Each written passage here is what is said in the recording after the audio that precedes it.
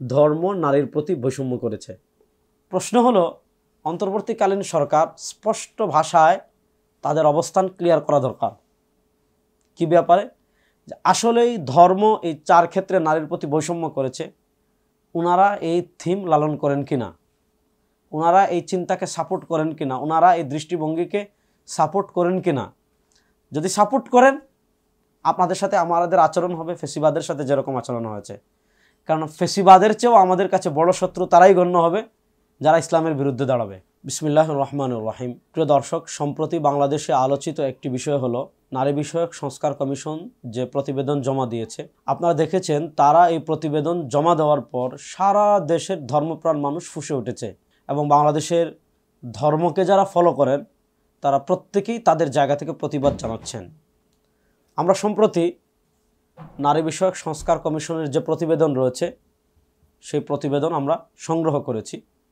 প্রায় 318 পৃষ্ঠার একটা দীর্ঘ প্রতিবেদন তারা তথ্য কমিশনের কাছে জমা দিয়েছেন। তো এই দীর্ঘ প্রতিবেদন পর্যালোচনা করলে এক কথায় যদি এটার মূল কথা বলা লাগে, আপনার এই সংস্কার প্রতিবেদনে কি জমা দেওয়া হয়েছে, এক কথায় জবাব হলো এই সংস্কার কমিশনে যে সংস্কার প্রস্তাবনা দেওয়া হয়েছে সেটা ইসলামকে মাইনাস করার প্রতিবেদন। অর্থাৎ একজন মুসলিমের পরিবারের নারীকেন্দ্রিক যে বিষয়গুলো আছে, বিবাহ বলতে পারেন, তালাক বলতে পারেন, ত্যায্য সম্পত্তি বলতে পারেন, নারীর অধিকার বলতে পারেন, এই সবগুলো থেকে ইসলামকে মাইনাস করার জন্যই এই প্রতিবেদন তৈরি করা হয়েছে। এই প্রতিবেদনের মূল কথা হলো আমাদের পারিবারিক যে বন্ধন রয়েছে সেটাকে নষ্ট করা। বাংলাদেশ ইউরোপিয়ান পারিবারিক কালচারে বেড়ে ওঠা যে বিয়ে শাদী এটা কোনো গুরুত্বপূর্ণ বিষয় না, নারী তার শরীর তার অধিকার তার, সে যেদিকে ইচ্ছা তার জৈবিক চাহিদা পূর্ণ করতে পারবে, বা সন্তান হবে তার পিতৃ পরিচয় থাকবে না। এটা হলো এই সংস্কার কমিশনের মূল আলাপ। আজকে এখানে ধারাগুলো নিয়ে আমি পর্যালোচনা করব না যে ধারা কোরআন সুন্নাহ বিরোধী কী কী আছে। আমরা যখন কিতাব পড়ি, বই পড়ি, তখন সবার আগে ভূমিকা পড়ি। আরবিতে বলে মুকাদ্দিমাতুল মুআল্লিফ, অর্থাৎ যিনি লিখেছেন তার ভূমিকাটা পড়লে এই কিতাবে কি কি আছে এটার ব্যাপারে একটা স্পষ্ট ধারণা পাওয়া যায়। তো এই যে নারী বিষয়ক সংস্কার কমিশন যে প্রতিবেদন দিয়েছে, এই প্রতিবেদনের ভূমিকার প্রথম পৃষ্ঠা পড়লেই তাদের লক্ষ্য কি, তাদের উদ্দেশ্য কি, সেটা পরিষ্কার ভাষায় আমাদের সামনে স্পষ্ট হয়ে যাবে ইনশাআল্লাহ। আসেন আমি একটু পড়ি। এই যে 33 নম্বর পৃষ্ঠায় ভূমিকা তারা দিয়েছে। তারা লিখেছে, একদম শুরু করছে, একদম প্রথম লাইন আমি পড়ি। বাংলাদেশের সংবিধানে জনপরিসরে নারী ও পুরুষের সমতা নিশ্চিত করা হয়েছে। আচ্ছা, বাংলাদেশের সংবিধানে নারী ও পুরুষের সমতা নিশ্চিত করা হয়েছে। তারপরে লিখছে, তবে ধর্মভিত্তিক পারিবারিক আইনে নারীর প্রতি বৈষম্য বিদ্যমান। একদম বিসমিল্লার কথা তাদের, যে সংবিধানে নারী পুরুষের সমতা থাকলেও ধর্মভিত্তিক পারিবারিক আইনে নারীর প্রতি বৈষম্য বিদ্যমান।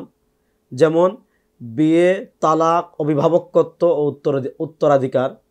তাছাড়া অন্যান্য আইনেও নারীর প্রতি বৈষম্যমূলক বিধান রয়েছে। যে ইসলামে বিয়ে, তালাক, অভিভাবকত্ব যেটাকে আমরা বলি ওয়ালি, উত্তরাধিকার যেটাকে আমরা বলি ওয়ারাসাত, এই 4টা ছাড়াও অন্যান্য ক্ষেত্রে ধর্ম নারীর প্রতি বৈষম্য করেছে।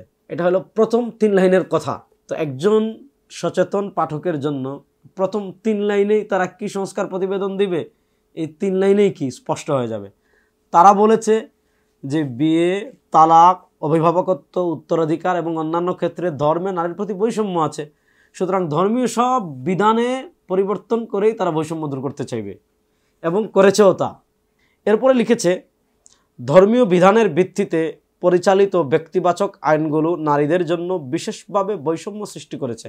যে ব্যক্তিগতভাবে নারীদের ধর্মীয় যে বিধানগুলি রয়েছে সেগুলো নারীর প্রতি কী সৃষ্টি করেছে? বৈষম্য সৃষ্টি করেছে। আসেন আমরা আরেকটু পড়ি শুরু থেকে, তাহলে আরেকটু পরিষ্কার হবে যে আসলে তারা কি সংস্কার করতে চাচ্ছে। এখানে লিখেছে তারা, নারীর প্রতি সহিংসতা একটি প্রকট সামাজিক সমস্যা। সকল বয়সের সকল শ্রেণী পেশার নারীরাই সর্বদাই সহিংসতার ঝুঁকি ও আতঙ্কে থাকে। নারীর প্রতি সহিংসতার সূত্রপাত হয় নারীর প্রতি বৈষম্যের গ্রহণযোগ্যতা দিয়ে। ধর্ম, প্রথা ও নেতিবাচক দৃষ্টিভঙ্গি নারীর প্রতি বৈষম্যের মূল কারণ। দেখেন, তারা নারীর প্রতি বৈষম্যের 3টা কারণ লিখেছে। যে আমাদের দেশে যে সামাজিকভাবে নারীরা বৈষম্যের শিকার হয়, এটার 3টা কারণ। 1 নম্বর কারণ হলো ধর্ম, 2 নম্বর লিখেছে প্রথা রীতি, 3 নম্বর লিখেছে নেতিবাচক দৃষ্টিভঙ্গি। তাহলে তাদের ভাষা হলো, তাদের চিন্তা হলো, নারীর প্রতি বৈষম্যের 3টা কারণ। এর 1 নম্বর হলো ধর্ম। ধর্ম নারীকে কি করে? বৈষম্য সৃষ্টি করে।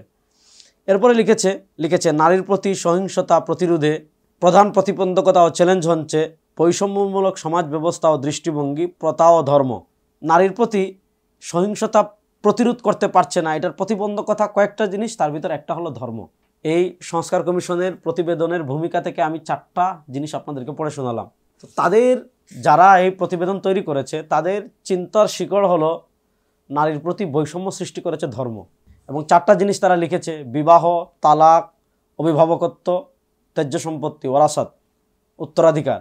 এই 4টা ক্ষেত্রে নারীর প্রতি বৈষম্য সৃষ্টি করেছে ইসলাম, এবং এটা প্রতিরোধ করতে পারছে না ধর্মীয় প্রথা থাকার কারণে। অন্তর্বর্তীকালীন সরকার এক সাগর রক্তের বিনিময়ে ক্ষমতায় এসেছেন।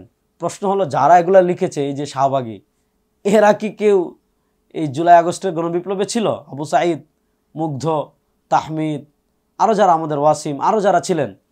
প্রশ্ন হলো, অন্তর্বর্তীকালীন সরকার স্পষ্ট ভাষায় তাদের অবস্থান ক্লিয়ার করা দরকার। কি ব্যাপারে? যে আসলেই ধর্ম এই 4 ক্ষেত্রে নারীর প্রতি বৈষম্য করেছে, ওনারা এই থিম লালন করেন কিনা, ওনারা এই চিন্তাকে সাপোর্ট করেন কিনা, ওনারা এই দৃষ্টিভঙ্গিকে সাপোর্ট করেন কিনা।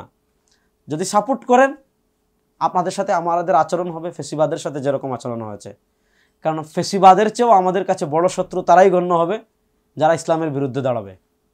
হ্যাঁ, ফেসিবাদীরাও ইসলামের বিরুদ্ধে দাঁড়িয়েছে, তারাও ইসলাম বিরোধী আইন করেছে। আমরা সে সময় ফেসিবাদের আমলে যেরকম সরব ছিলাম, এখন ধাক্কার পরিমাণ তার চেয়ে 100 গুণ বেশি হবে।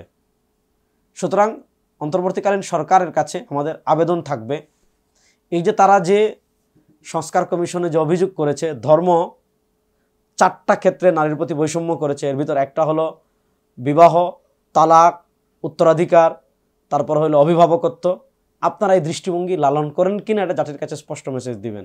যদি লালন না করেন সেটা বাতিল করেন, আর যদি লালন করেন তাহলে এটা বাতিল করতে যা যা করার প্রয়োজন জাতি তা করতে প্রস্তুত আছে ইনশাআল্লাহ।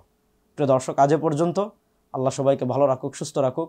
আসসালামু আলাইকুম ওয়া রাহমাতুল্লাহি ওয়া বারাকাতুহু।